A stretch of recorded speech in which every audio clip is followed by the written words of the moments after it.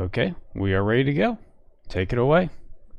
All right, what's up, everybody? My name's MrPop1. I have a co-commentator with me, Wall Hike Song here, to kind of help me out with explaining some of the tricks in the run. But yeah, we'll be doing a Breath of the Wild any percent run.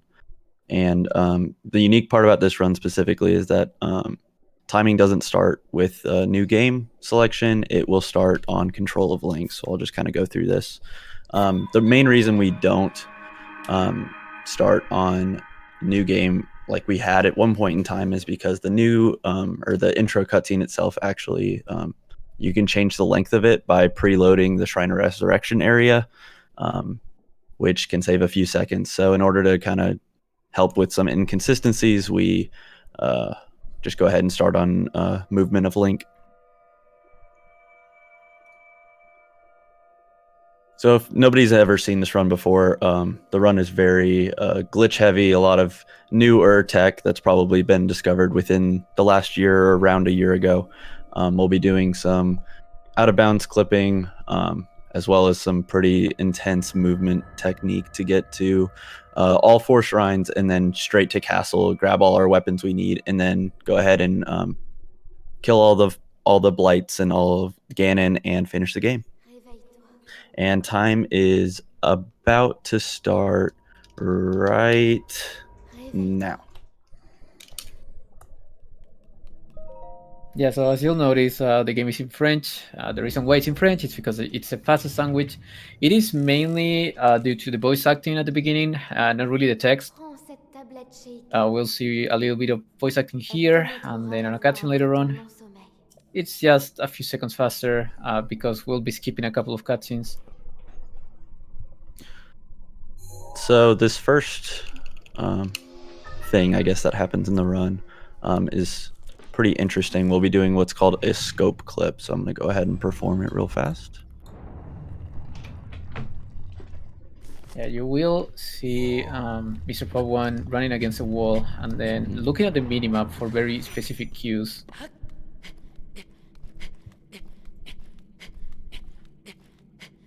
In order to perform the clip. It is a very precise trick. You can time pressing the slate, but it is way better for consistency's sake to spam, which can make the camera move a little bit, which is why this trick can be quite finicky. Yeah, so you see there that I'm out of bounds and am actually in the height map area. So it's kind of a interesting little area, but I do climb up and then we uncrouched there to get back inbounds. That does save about a minute to 2 minutes of cutscene that you normally would have leaving the Shrine of Resurrection there. Another thing too that's kind of interesting about that is that it sets the time of day to 5:15 permanently. So we don't have any time of day changes during the run. Yeah, the version is a really straightforward category, so there's not a huge change in not having rain, for example, but for example, depending on time of day, shadows can actually mess up your setups in the sense that you can't see visual cues very clearly. So at least that is a good thing we gain from having the game at 5 a.m. all the time. So I'm about to go grab the last of my essential items here, just some arrows and the bow. And that's all we'll need until we get to castle just to finish the plateau. Hopefully these guys are nice to me. I didn't pick up any safety food and looks like they were okay. Yeah, bokoblin behavior throughout the run will be mostly random. There are some ways to manipulate them. For example, here, Mr. Pop change the camera angle to make the bokoblins that notices him. Later on, we will discuss a little bit more about this, but just know that bokoblin behavior will mostly be random throughout the run. So I'm about to do something that's pretty crazy, and it's called a skew clip or a shrine clip. And oh, nice, I got it first try. It's a fairly interesting technique where essentially I landed my shield on a sloped surface, And when you unequip your shield and shield flip after that, the game kind of remembers that you were in some kind of falling animation when you were on that slope, and so you could sometimes see a little flip back. You'll be able to see it in the shrine itself here, but you'll see that little flick back, and that's the game kind of remembering that I was on that. We call that skew, and so we'll be using that each shrine to go into them. And what that does, the purpose of it is to skip the Great Plateau Tower. So you might think, oh, why isn't he just like going through the front door? Is he just like doing something weird? Well, there's a reason for it, and it's to go ahead and skip that tower. There's a lot of cutscenes related to the tower. It's like 2.5 minutes, maybe. Something like that. Yeah, around there. Sleeping compared to entering normally loses around 10 seconds, but obviously saving 3 minutes of cutscenes makes it more than worth it. So you'll see on this shield jump coming up, the little flick back that MrPop was talking about, which actually can make this jump fairly tough, but that was very nice. Yeah, so far so good. Oh, one interesting thing about this is that there are some shrines that you can do without getting the rune, but once you get to Monk here at the end, he will tell you to get the rune. So you have to get the rune on every single shrine, even if you can do a shrine without the rune.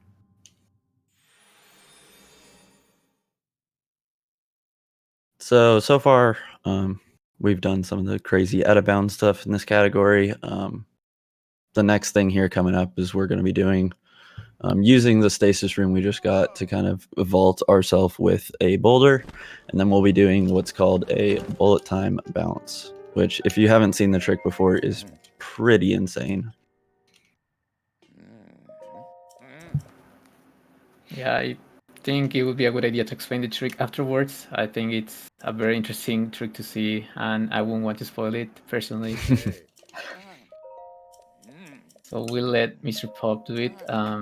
This is easily the hardest trick in this game overall. I think the bullet time bounces are very, very hard to perform. So we'll see. Like MrPop said, he's going to be doing a stasis launch first to reach the spot where he bullet time bounces off. He's going to be jumping off of this boulder, riding the momentum to get over this wall.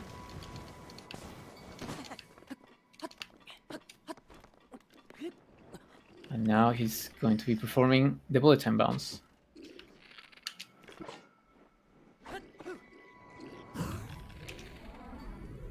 Basically, shooting the arrows is to manipulate bokoblins to get to a certain position. So what happens there is that when you pull out the bow midair, you enter this kind of slow motion state where everything is slowed down by 19 times. But there are certain interactions that actually don't slow down, like bouncing on ragdolling enemies. So once you exit bullet time, the speed of the bounce gets multiplied by 19, and that's basically what happens. You get an insane amount of speed and height. Another thing that you might have noticed too is when I was falling there, I unequipped axe, but I was also doing that during the throwing animation of while throwing an axe. If you unequip it, it's called a fall damage cancel, where you will negate any fall damage and essentially reset where your height is, or at least the game thinks your height is, so that you don't take damage when you fall if you do it at a certain height.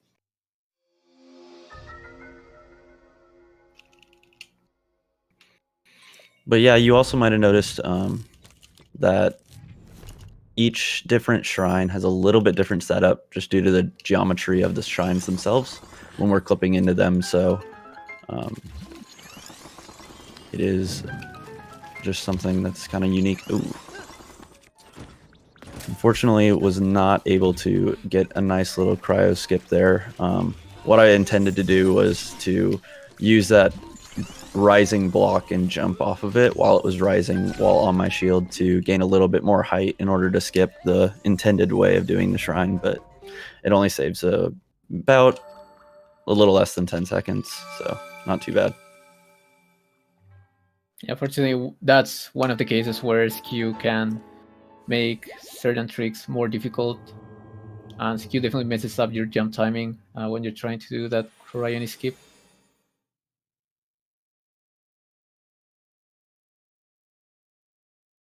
So, Now, go ahead. go ahead. So now coming up is the Magnesis BTB. So one important thing about bullet time bounces is that you're going forward while doing a shield jump, but basically when you pull out the bow, you're killing all your forward momentum. So basically where you pull the bow is where you're landing. And that's what makes this trick fairly precise. And Magnesis BTB is a perfect example because you need to pull the bow fairly late in order to get a lot of distance. I didn't get quite the distance there I wanted to. I was a little bit early on the bow pull, but the nice part about this landing location is there's some extra arrows which will come in handy here soon. But so instead of going all the way to the shrine itself, I'm just going to go ahead and run there. Yeah, one other important thing is that there's going to be plenty of loadings on BTBs because the game needs some time to load everything properly. Actually, the arrows weren't loaded at first, and that's why MrPop did a little bit of weapon swapping in order to load the items. So you're going to be seeing a lot of those loads because the game needs time to properly load everything. And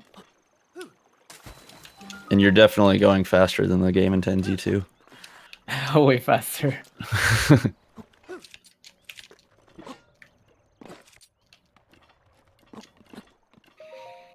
Something unique too about that bullet time bounce that I wasn't able to show off is that occasionally when you get close enough to the shrine can be in kind of this unloaded state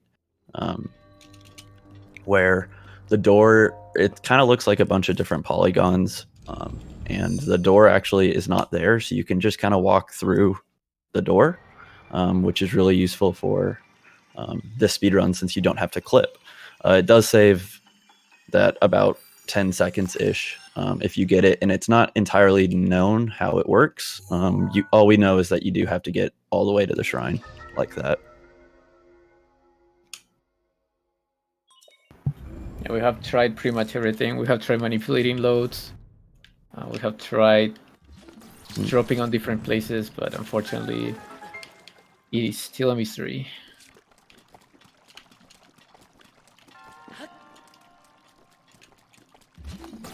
Yeah, Magnesis is a really straightforward shrine.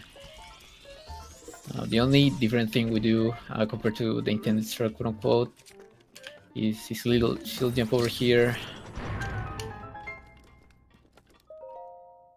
Yeah, that shield jump mechanic is extremely useful. It definitely gives us more distance when we're trying to jump over things.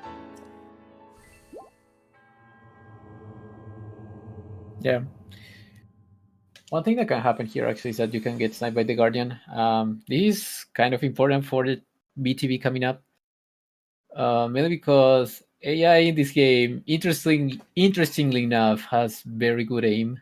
So basically, enemies with bows are our biggest enemies. People have been sniped me there while doing shield jumps by enemies, and this camp coming up has a Bokolin with a bow that can actually snipe you when you're jumping for the bullet time bounce. So basically, Bokolin behavior in this camp is also completely random. You can kind of manipulate it depending on where you land. MrPop had a very good launch towards his spot, and there you go. He got a very good cap RNG, and therefore he could get the bullet time bounce.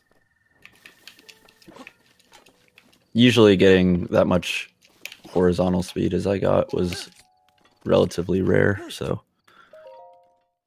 pretty happy with that. And the clips were pretty good as well. Very smooth.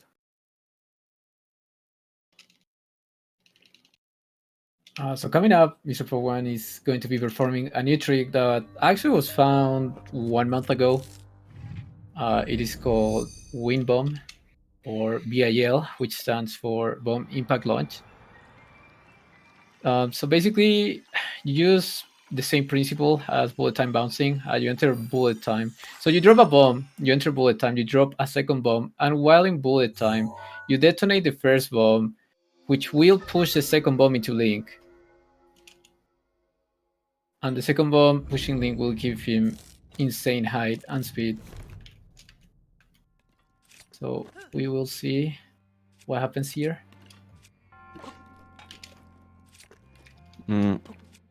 Not quite.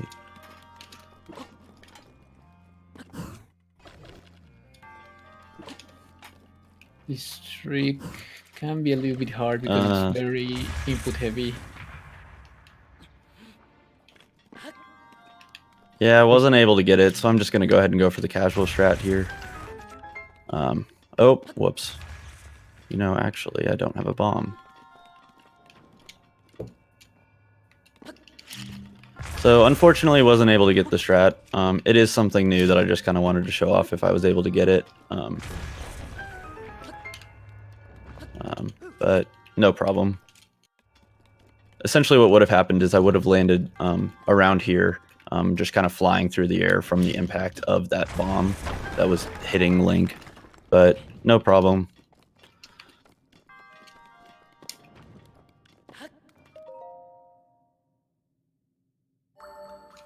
That was kind of the newest optimization in this speedrun that's happened and has led to almost 30 seconds of time save if everything's done optimally, which is pretty hard to do given that the trick is newer, I guess.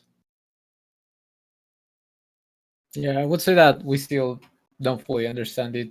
And again, it's a very finicky trick. Like depending on how you drop, how early or late you drop the first bomb, your angles can change. So it is a very hard trick to perform. But now we're done with the 4 shrines. The old man is going to tell us to go to Temple of Time in order to retrieve the paraglider. And one very important thing about that is that we can't skip plateau. No matter how fast our BTBs are, no matter how many wind bombs we do, you can't skip plateau without the paraglider because there's a void box around it. And the only way to eliminate that void box around plateau is by getting the paraglider. And we have no way of getting the paraglider without completing the 4 shrines, which is why we have to go through this whole quote-unquote tutorial section of the run. So this beetle here that I'm attempting to get is RNG dependent. Luckily, I was able to get the best RNG, which is the closest tree. And now I'll be doing another stasis maneuver, a little bit different of one where I'll be holding on to an object instead. Yeah.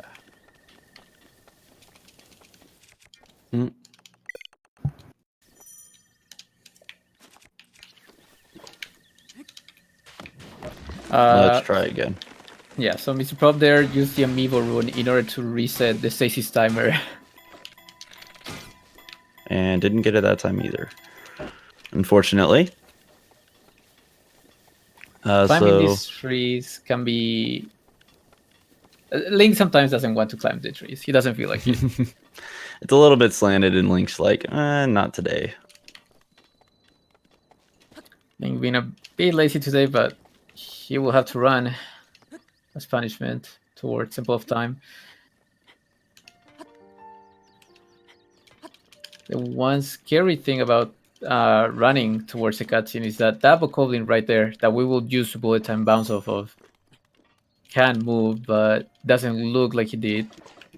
So MrPop should be fine. Worst case scenario, if the bokoblin moves, you can save and reload here, which will reset the bokoblin's position. Yeah, usually you can tell by the where the bokoblin is on the ground just by whistling, but I'll go ahead. Yeah, so here we will whistle mainly to see where the bokoblin is and for some visual cues. We use the question mark that appears in the bokoblin set when we whistle in order to tell when to jump.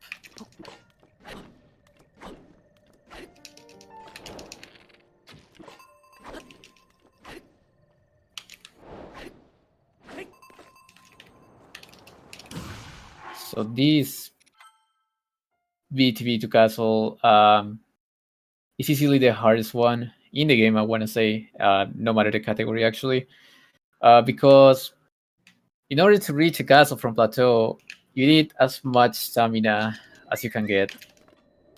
So pretty much the bow pull has to be frame perfect in order to preserve as much stamina as you can.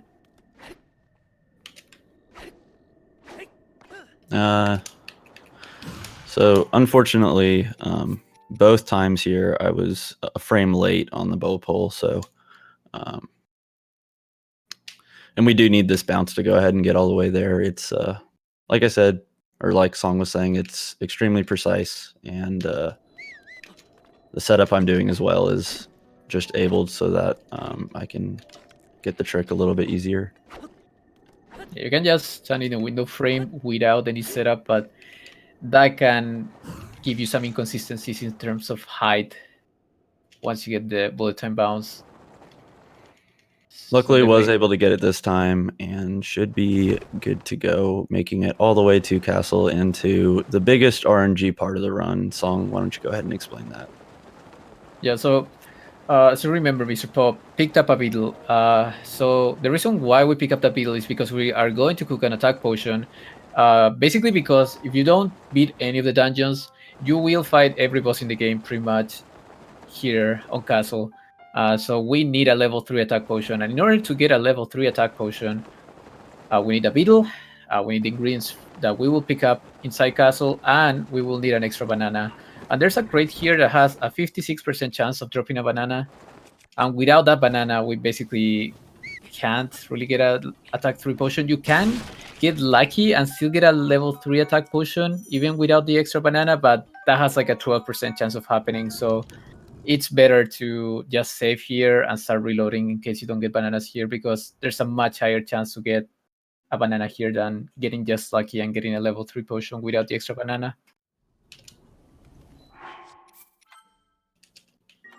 So we will see if RNG is on our side.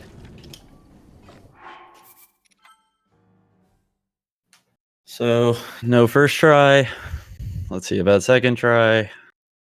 Well, second try. RNG here is normally not too bad. It should be within 3 or 4 tries. So let's hope. Hopefully. Hopefully. I'm not trying to jinx it. I'm not trying to jinx it. Come on.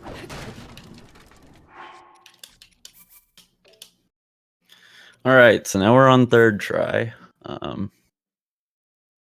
The reason why MrPop is loading the manual save instead of the autosave is that if you break the box and the game autosaves after the box is broken, if you reload that autosave, the box will be there, but once you break it, there will be nothing inside because technically you already broke the box. All right, so I was able to get it third try, which is decent. Not too bad. But every load does lose about 30-ish seconds. And with a game as optimized as this one is already, definitely not. Most runners, at least if they're running the no amiibo category only, will go ahead and reset off of just the banana. Definitely a big run killer. So far in the run, we haven't really been picking up any other items like weapons or anything like that. Well, now that we're in castle, all the good weapons are around, so we're going to go ahead and pick up all the good weapons. And we'll only be using 5 weapons and 2 bows for the entirety of all 5 different enemies that we'll be fighting towards the end, which is kind of insane when you think about it. And we'll only be doing this with a 5-minute and 10-second potion. So 5 minute and 10 seconds of in-game time, and what is it, 7 weapons in total, to go ahead and finish all the beasts off. And the weapon routing is really optimized in 80%. It was one of the first things actually that was optimized, I want to say. Everything in the fights themselves are very methodical. The number of hits we do, positioning of where you need to be before, during, and after fights, occasionally, are very methodical. You can see sometimes here that I'm whistling in some places. I'm doing this thing called weapon throw sprinting, where I'm not making as much noise to go ahead and alert some of these guys. I'm alerting them at certain times, so everything here is very planned out in this run. Enemies drop weapons based on the damage you deal to them. Obviously, if you kill them, they will drop the weapon, and sneak striking makes you deal 20 times the damage of the weapon. So it's just the easiest way to kill enemies and therefore get their weapons. So the second biggest bit of RNG just happened is our arrow count. Arrows are extremely broken in this game. They do by far the most damage per second, and we'll be using a lot of them in Calamity Phase 1. So the arrow RNG that I just got there can vary a lot from like probably less than 10 to upwards of 40. So what I just got there and the types of arrow too matter as well. The RNG I got there was decent. It should be fine to go ahead and complete everything, especially with the 10 arrows that I got on plateau. Coming up is so-called elevator launch, because we are going to be riding this box through the gap into Sanctum. Basically, the upwards momentum carry us. All the stored upwards momentum gets released when you open the paraglider, and that's why you can get this amount of item. All right, so and enter now we have everything we need to go ahead and beat the game, surprisingly enough.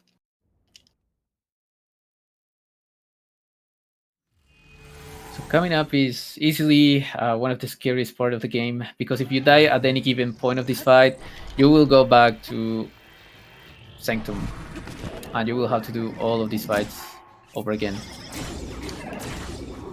So mainly for the Blight fights, we will be using a lot of spinning, because that's also one of the fastest ways to deal damage. If you turn around, you can get double hits, as you saw there. You just have to turn around from the object, or the boss in this case, in order to get double hits while spinning. So now MrPop1 will be headshotting Wind Blight 3 times in order to knock him down. And then he will position himself very specifically in order to one-cycle him with the spear. Very nice. So one down on our second one. Each one is very different in how we complete them. But again, that spinning mechanic is something that is used pretty commonly in between all of them. Yeah, normally you can knock down every Blight when you release a spin. So that is something that we use a lot. And again, if you see a weapon breaking here, it was supposed to break there. Weapon routing, again, is very optimized. So if a weapon breaks, it was supposed to break. Yeah, And when again, a weapon breaks specifically, it does deal more damage as well. So we are trying to look for that to happen at specific times. indeed, you deal double the damage of the weapon when it breaks. So now rinse and repeat. Get 2 headshots in order to knock down Water Blight.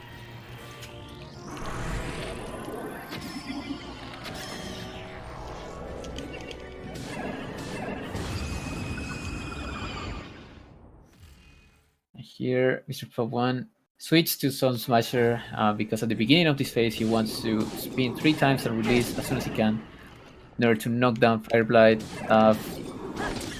Fire Blight knockdown specifically is based on timing, so you have to spin 3 times and then release, which is why you want to do it as fast as possible. If you don't do it fast enough, it can mess up your timing. And therefore the rest of the fight, but that was very nice. Now we will be looking for another 1 cycle. We don't quite understand how this 1 cycle works yet. Some people believe it's RNG, but essentially we didn't want Fire Blight to stand up immediately after the bomb happened, so I was able to go ahead and get that 1 cycle, which was nice.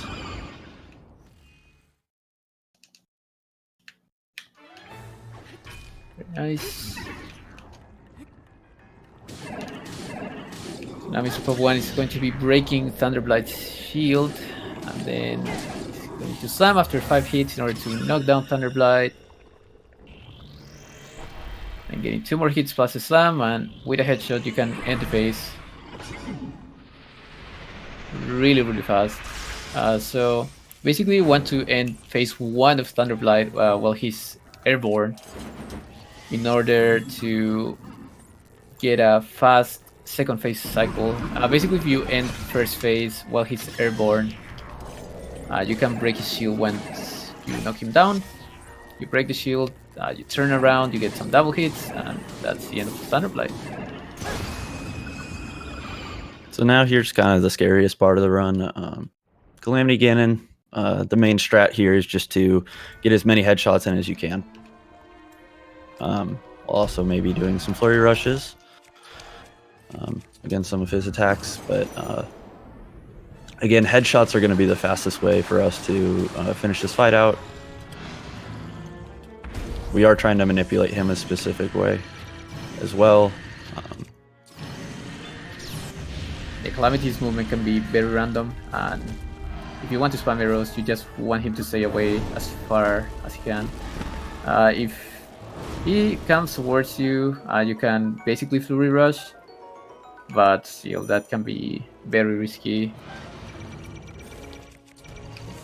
So we want Calamity to stay away basically in order to spam arrows. Again, arrow RNG was decent enough, so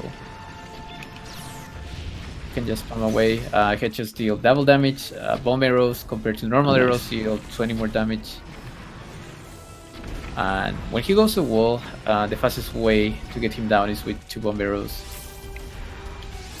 I actually did get a headshot on the wall there, which was nice. If you do get a headshot on the wall, he does go down immediately, which is kind of cool. And I believe that is phase 1. That was very fast. So now for phase 2, he has a shield up, so arrows will deal no damage. Fortunately, there's a way to manipulate Calamity into giving us a laser. You basically do a flurry rush and then run away as far as you can. After which, Calamity will give us a laser, which is what we want. Because if we carry the laser, we can get his shield down and start a sandlock. So basically here, whenever Calamity is about to regain its shield, MrPop1 will slam after his spin, and you're technically hitting Calamity while his shield is up, so the game will think that you're either parrying a laser or any of his attacks, which will make him vulnerable again.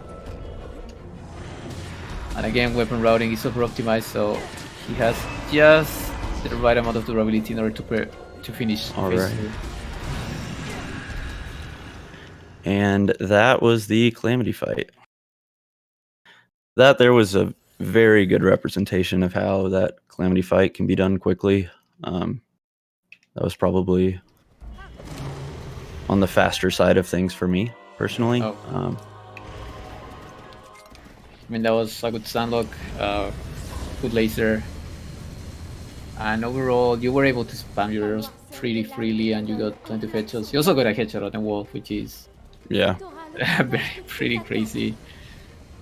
So now this is the last boss of the game.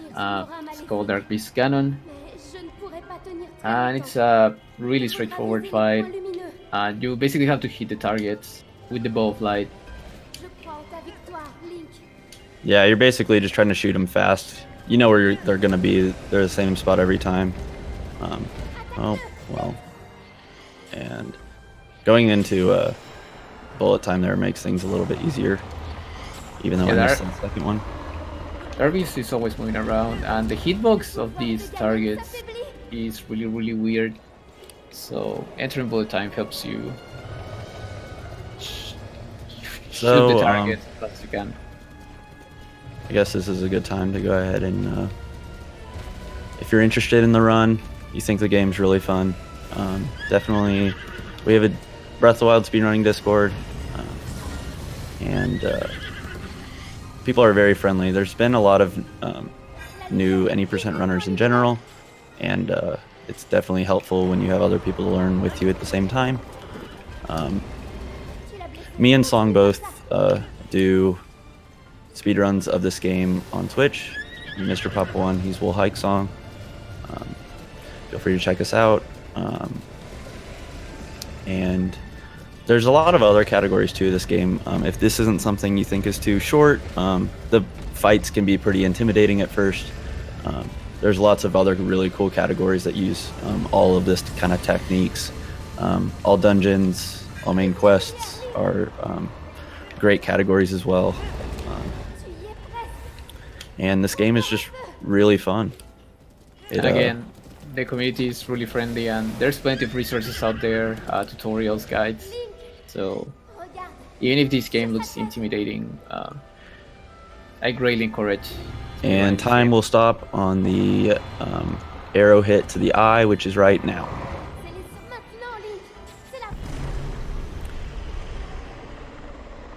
Wonderful. Nice. That's a great marathon run. That was a 34:29. Awesome. That is Very nice. Good job. Yeah. That was a very cool. good run. Yeah. Thanks everybody for watching. I appreciate that. And California Fire Foundation is something that just fires in general mean a lot to me personally. My house was once affected by a wildfire, so definitely donate if you can, if you have the means to. It goes out to people who are in need. Mm-hmm. Yeah, especially if you've been enjoying the last couple runs. We've got more coming up over tonight and all day tomorrow. If you can, donate. If you can't, spread the word. Anything helps.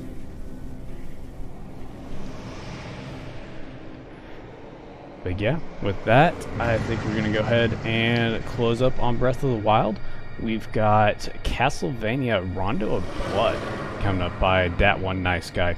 So we're going to go ahead and swap over to setup for that. Stay tuned.